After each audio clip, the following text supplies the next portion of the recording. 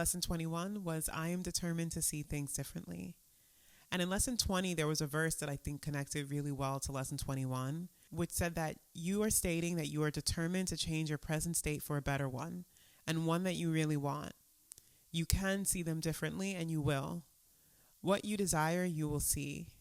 Such is the real law of cause and effect as it operates in the world. And the exercise they gave us in lesson 21 was to repeat to yourself this idea and to close your mind and search for situations that make you anxious or make you angry. And you would use the format, I am determined to see blank, like name of a person, differently. I'm determined to see blank, name a situation, differently. And I think this lesson in particular was challenging for the past week because so much of the reflection of the outer world has been chaos and anger.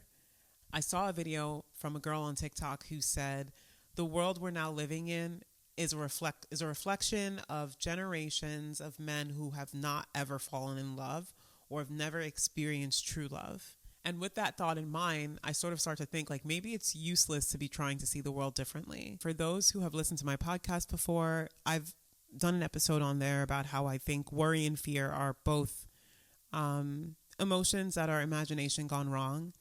And I have this whole theory around how our imaginations have been targeted to keep us depressed, to keep us without hope. You know, you have within you the same capacity to imagine a world that the people in power do.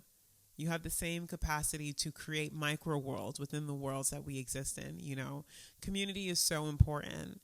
Creating communities that reflect the kind of world we want to see, where people are generous, where people are not transactional, where people think and care for one another. It requires you to see things differently. You have to slow down. You have to trust that you have enough time.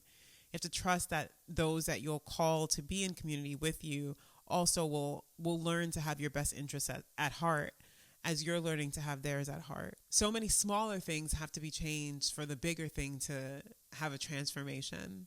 You know, like I remember seeing a video about how, oh yeah, everyone wants the government to be overthrown, but how specifically for women and children, our government and its laws are one of the few things that are keeping men from attacking us day and night, you know? And so what happens in the midst of a revolution where the existing powers have been removed, but there's nothing to replace it? We have to learn to trust each other again before we can destroy what's not working 1,000%.